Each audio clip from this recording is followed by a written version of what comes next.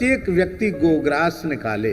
अभी जैसे मान सिंघा जी ने कहा कि श्राद्ध पक्ष में ज्यादा रोटी खिला देते हैं तो गाय बीमार पड़ जाती, और गोपाष्टमी तो गायों को बचाना पड़ता है कहीं गाय बीमार न पड़ जाए। ये सेवा में विवेक की स्वामी जी बहुत जरूरत है। हमारी सेवा से सेव्य को दुख पहुंच जाए तो सेवा का क्या अर्थ हुआ। गोग्रास का स्वरूप यह होना चाहिए कि घर में रसोई तो सबके यहाँ बनती है कि नहीं बनती है, बनती है कि नहीं बनती है।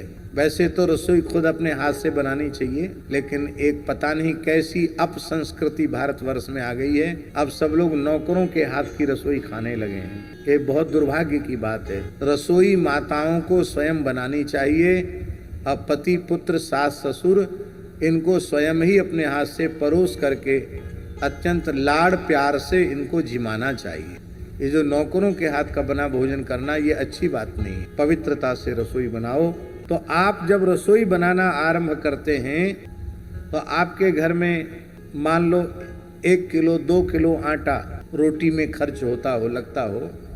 मुझे अंदाजा नहीं कि आप लोगों की खुराक कितनी है और कितना बड़ा परिवार है, लेकिन एक अनुमान लगा रहे हैं कि 1 सेर 2 सेर आटे की रोटी आपके यहाँ मान लो बनती हो, तो उस रोटी बनने के पहले ही जो आटा आपने रोटी बनाने के लिए निकाला है उसमें से अपनी श्रद्धा भावना के अनुसार 1 कटोरा आटा उसी में से भरकर गोग्रास निकालकर एक अलग पात्र बनाकर रखिए और उसमें वो गोग्रास के रूप में आटा डाल दीजिए।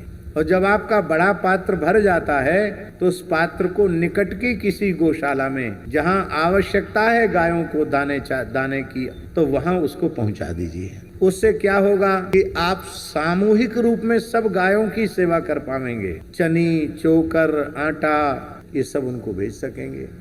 दूसरा यह भी करना चाहिए यदि सामर्थ्य हो तो घर का प्रत्येक व्यक्ति भोजन थाली पर बैठे उसके पहले कुछ न कुछ एक अंश गो सेवा के लिए निकाले। 1 रुपया ही निकाले।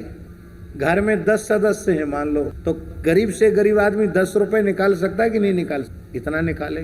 फिर वह राशि इकट्ठी हो जाए तो जिन गो सदनों में गो सेवा सदनों में उसकी सेवा की आवश्यकता है वहां जाकर उसे समर्पित कर दे।